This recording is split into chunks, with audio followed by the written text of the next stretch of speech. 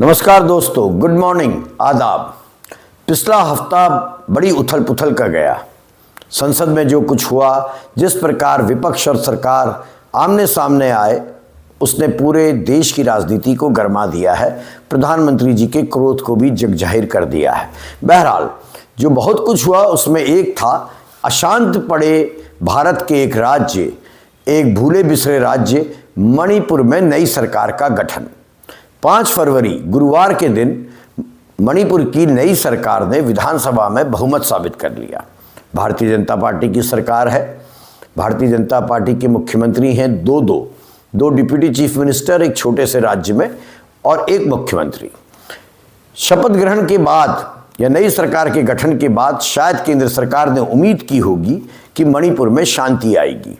याद रखिएगा, ये वही मणिपुर है जो लंबे अरसे तक अशांत रहा, और जब वो अशांत था तो देश के मुखिया वहाँ नहीं गए थे। ये वही मणिपुर है जो जल रहा था, जहाँ हिंसा भड़क रही थी, लेकिन हमारे देश के प्रधानमंत्री ने कभी एक ट्वीट भी नहीं किया था। उसी मणिपुर में नई सरकार का गठन तो हो गया, लेकिन जो उम्मीद केंद्र सरकार को थी या भारतीय जनता पार्टी को थी, वैसा कुछ हुआ नहीं है, और मणिपुर में फिर से आग भड़कने लगी है। आग भड़क रही है नई सरकार के विरोध में। तो चलिए आज चर्चा करते हैं मणिपुर की नई सरकार पर और वहां शुरू हो चुके हाहाकार पर।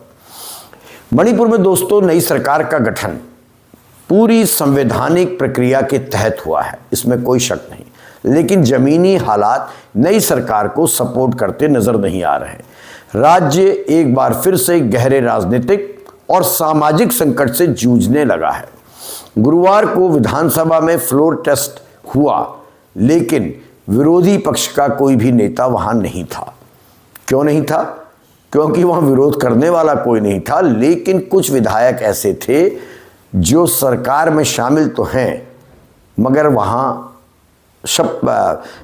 विश्वास प्रस्ताव के समय मौजूद नहीं थे। इसलिए संकट शुरू हो गया है। राज्य में चौतरफा हिंसा भड़कने की खबरें आने लगी। वहां की जो एक जनजाति है कुकी जो समुदाय, इस समुदाय की डिप्टी चीफ मिनिस्टर नई सरकार का हिस्सा हैं। वो डिप्टी चीफ मिनिस्टर बनाई गई हैं, लेकिन समुदाय नाराज है, सरकार को समर्थन करता नजर नहीं आ रहा है। इसलिए सत्ता परिवर्तन से या नई सरकार से जो स्थिरता की उम्मीद लगाई जा रही है, वह फिलहाल दूर दूर तक दिखाई नहीं दे रही है। शपथ ग्रहण के तुरंत बाद ही इम्फाल स्थित विधानसभा में सरकार ने अपना विश्वास प्रस्ताव पेश किया और उसे बहुमत से पारित भी करा लिया। राज्य के नए मुख्यमंत्री ने अपने भाषण में शांति बहाल करने, कानून व्यवस्था मजबूत करने और सभी समुदायों को साथ लेकर चलने की बात कही है। उन्होंने कहा कि मणिपुर लंबे समय से हिंसा और विभाजन का सामना कर रहा है, और अब समय आ गया है कि राजनीतिक मतभेदों को पीछे छोड़कर संवाद के रास्ते पर लौटा जाए। बहुत अच्छी बात उन्होंने कही। बगैर संवाद कुछ नहीं हो सकता है, लेकिन विधानसभा के भीतर कही गई बातें बाहर की सड़कें और पहाड़ी इलाकों में चल रहे घटनाक्रम से मेल नहीं खा रही हैं। फ्लोर टेस्ट के दौरान सबसे अहम बात यह रही कि कुकी जो समुदाय के किसी भी विधायक ने सदन की कार्यवाही में प्रत्यक्ष रूप से भाग नहीं लिया। ये बड़ा महत्वपूर्ण है।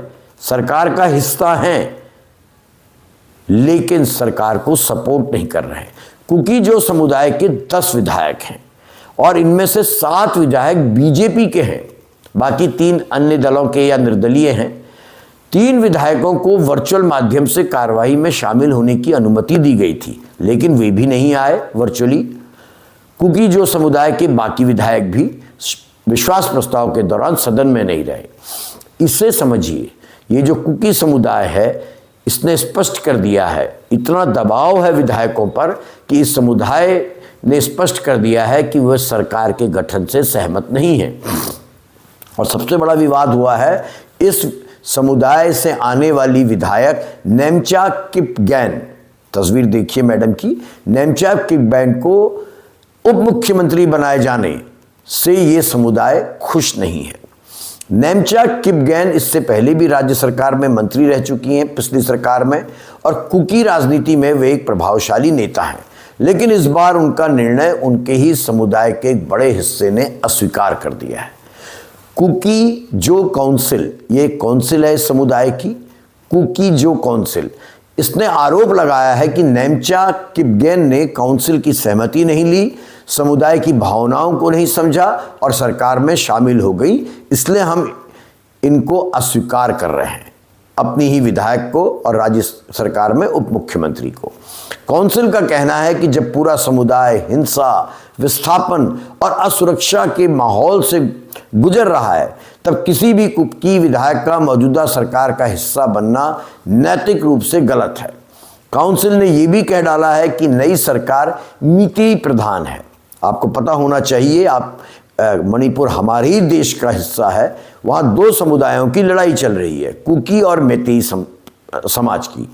तो काउंसिल, जो कुकी काउंसिल है, ये कह रही है कि नई सरकार में मेतेई लोगों का कब्जा है और ऐसे में उसमें शामिल होकर नेमचा किपगेन ने समुदाय की भावनाओं को ठेस पहुंचा दी है। काउंसिल के अनुसार यह फैसला केवल व्यक्तिगत राजनीतिक महत्वाकांक्षा को दर्शाता है, न कि समुदाय के सामूहिक हितों को।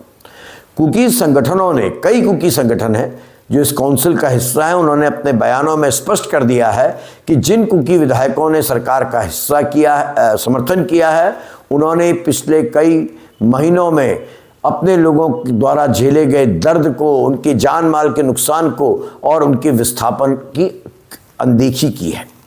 और ऐसे में काउंसिल ने संकेत दे दिए हैं कि इन विधायकों के खिलाफ सामाजिक बहिष्कार जैसे कदम भी उठाए जा सकते हैं।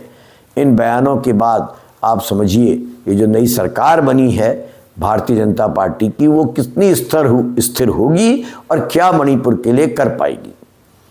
नेमचा किपगेन के उप मुख्यमंत्री बनने की खबर जैसे ही आई, गुरुवार 5 जनवरी की शाम, उसी दिन वहां का एक जिला है चुराचांदपुर, इस जिले में हालात बिगड़ गए। बड़ी संख्या में कुकी समुदाय के लोग सड़कों पर उतर आए और नई सरकार के विरुद्ध नारेबाजी शुरू हो गई। स्टार्टिंग में ये प्रदर्शन शांतिपूर्ण थे, बाद में हिंसक हो गए, जगह जगह टायर जलाए गए, मुख्य सड़कों को जाम कर दिया गया, पुलिस और सुरक्षा बलों के साथ पथराव की घटनाएं शुरू हो गई हैं। जो स्थानीय प्रशासन है इस जिले का, वो कह रहा है कि विरोध प्रदर्शन के दौरान भारी मात्रा में सरकारी और निजी संपत्तियों को नुकसान पहुंचाया गया है। जब उसका ये भी कहना है कि कुकी समुदाय के नेताओं ने बाजारों को जबरन बंद कराया है। हम लोग दिल्ली में, नोएडा में, अन्य जगहों में बैठे हैं, हमें अंदाज नहीं आ रहा है मणिपुर में स्थिति क्या है। वहाँ एक बार फिर से एडिशनल पुलिस फोर्सेस को और पैरामिलिट्री फोर्सेस को तैनात करना पड़ा है। चुराचांदपुर के को छोड़िए, उसके अलावा भी जितने पहाड़ी इलाके हैं वहाँ भी विरोध भड़कने लगा है। Kuki students organisation, Kuki women's organisation for human rights और कई अन्य सामाजिक संगठनों ने इस सरकार के खिलाफ मोर्चा खोल दिया है। मणिपुर बंद का आह्वान किया जा रहा है और अभी से आशंका व्यक्त की जाने लगी है कि नई सरकार कुकी जो समुदाय की सुरक्षा और राजनीतिक महत्वाकांक्षाओं को, आकांक्षाओं को नजरअंदाज कर देगी। इन कुकी संगठनों का कहना है कि सरकार गठन की पूरी प्रक्रिया में पहाड़ी इलाकों की आवाज को सुना नहीं गया। आरोप है कि सरकार ने केवल संख्या बल के आधार पर सत्ता संभाली है, लेकिन सामाजिक संतुलन और भरोसे को बहाल करने के लिए कोई ठोस कदम नहीं उठाया है। ये कुकी संगठन यह भी कह रहे हैं कि सरकार में कुकी प्रतिनिधित्व केवल नाम मात्र का है, औपचारिक है और इस प्रतिनिधित्व का, इस महिला डिप्टी चीफ मिनिस्टर का वास्तविक निर्णय प्रक्रिया में कोई प्रभावी भूमिका नहीं रहने जा रही है। इन घटनाओं के बीच राज्य सरकार की ओर से बार बार अपील की जा रही है, संदेश देने की कोशिश की जा रही है कि सभी समुदायों को साथ लेकर चलना उनकी प्राथमिकता है। नए मुख्यमंत्री साहब कह रहे हैं कि उनकी सरकार किसी एक समुदाय की नहीं है, बल्कि पूरे मणिपुर की सरकार है। वे हिंसा का रास्ता छोड़ने और संवाद के जरिए समस्याओं के समाधान की अपील कर रहे हैं। दावा कर रहे हैं कि कानून व्यवस्था बनाए रखने के साथ साथ राजनीतिक समाधान की दिशा में उनकी सरकार काम करेगी। लेकिन कुकी जो समुदाय बिल्कुल मानने को तैयार नहीं है। समुदाय के भीतर एक बार फिर एक अलग पृथक राज्य की मांग या अलग प्रशासन की मांग उठने लगी है और यही सबसे बड़ी चुनौती है। मैंने कई पॉलिटिकल एनालिस्ट से जो मणिपुर के बारे में जानकारी रखते हैं, नॉर्थ ईस्ट के विशेषज्ञ हैं, उनसे बातचीत की, समझना चाहा। इन सब का कहना है कि मणिपुर की मौजूदा स्थिति केवल सरकार गठन से हल नहीं होगी, बल्कि ये जो स्थिति है वर्षों से चले आ रहे जातीय और सामाजिक तनाव का परिणाम है। पिछले लंबे समय से घाटी और पहाड़ी इलाकों के बीच अविश्वास की खाई बढ़ी है। हालिया हिंसा ने इस खाई को गहरा दिया है। ऐसे में नई सरकार के सामने सबसे बड़ी चुनौती बहुमत साबित करना नहीं है, वो तो उनके पास एमएलएज हैं, बल्कि टूटे हुए सामाजिक ताने बाने को जोड़ना है। ये एक्सपर्ट्स कहते हैं कि यदि कुकी जो समुदाय खुद को पूरी तरह सत्ता से अलग थलग महसूस करने लगा है तो इसका असर राज्य की कानून व्यवस्था और विकास की प्रक्रिया में पड़ेगा ही पड़ेगा। फिलहाल नई सरकार सत्तारूढ़ हो चुकी है, लेकिन चुराचांदपुर की सड़कों पर जारी आक्रोश, पहाड़ी इलाकों में कुकी समाज का मैदान में उतरना, कुकी जो काउंसिल की नाराजगी और विधायकों का अपनी सरकार के शपथ विश्वास प्रस्ताव में शामिल न होना, यह स्पष्ट कर रहा है कि राजनीतिक संकट खत्म नहीं हुआ है, बल्कि नई सरकार के गठन के बाद गहरा गया है। विधानसभा में बहुमत हासिल कर लेने से सरकार को संवैधानिक वैधता जरूर मिल गई है, लेकिन सामाजिक वैधता की परीक्षा अभी बाकी है। और मणिपुर के सामने अब सबसे बड़ा सवाल ये नहीं है कि सरकार बनी या नहीं, बल्कि यह है कि क्या ये सरकार राज्य के सभी समुदायों का भरोसा जीत पाएगी। और इसी सवाल के जवाब के पीछे छुपा है राज्य की शांति, स्थिरता और विकास का पैमाना।